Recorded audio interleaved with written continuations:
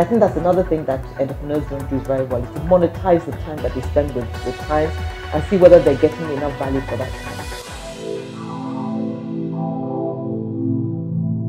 My name is Omobola Johnson.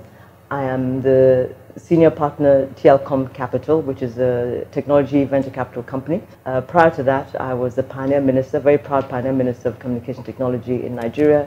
And prior to that, I was country managing director in Accenture, a place where I worked for 25 years. I think it comes from my background as a consultant, because we charge our clients based on a per hour basis in that time. And so it was very easy for us to monetize our time. And I think that's another thing that entrepreneurs don't do very well, is to monetize the time that they spend with clients and see whether they're getting enough value for that time. If you're spending a lot of time with a client, and at the end of the day, you're not getting that much revenue from it, but you're spending a lot of time in managing the relationship, having meetings and all of that.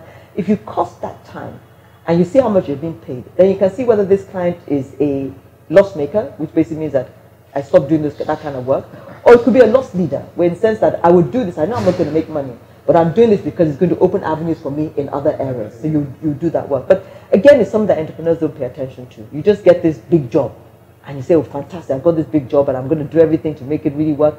At the end of the day, if you cost your time properly, you may find out that big job, a lot of revenue comes in, but a lot of costs also go out. So that's, again, cost to acquire and cost to serve are two very important indicators that I think entrepreneurs really need to focus on in this environment. We live in a high-cost economy. Infrastructure is costly. People probably are more costly than they should be because of the quality of talent that we have, but the fact that we have to pay because there's not a lot of talent to go around. So we live in a very high cost environment. And so for any business, you've got to watch those costs very, very carefully.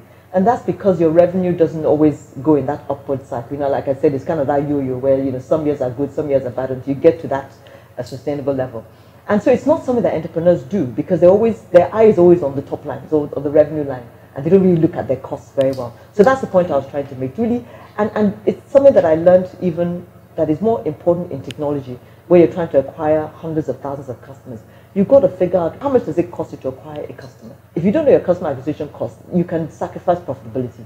Because you may be getting lots of customers, but if they're costing you a lot of money to acquire, every penny that you earn from them actually goes into your costs, and so your profitability really suffers. So that is very, very important. And not just the cost of acquiring customers, it's the cost to serve. Infrastructure, people, capex, every penny that you spend, you've got to evaluate it against the money that I can make for every penny that I spend. And it's something that I think entrepreneurs in this environment need to be really, really focused on because of the high cost of the environment and the cyclicality of our lives, quite honestly. Elections come, things go down, something happens, things go down, there's no FX today, things go down, so you just have to be watching that all the time. But the only way you can, while it's good to focus on your revenue, is to watch your costs so that you can actually pull costs out of your business when you see the revenues decline, or you see something that will cause your revenue to decline, you pull the costs out, and your profitability still is good. Entrepreneurs in Nigeria or in Africa need all the help they can get, whether it is capital or mentorship or networks or whatever it is. They need all the help they can get to be successful, because this environment is very, very difficult. I would say that because I'm not an entrepreneur, but I see entrepreneurs struggle.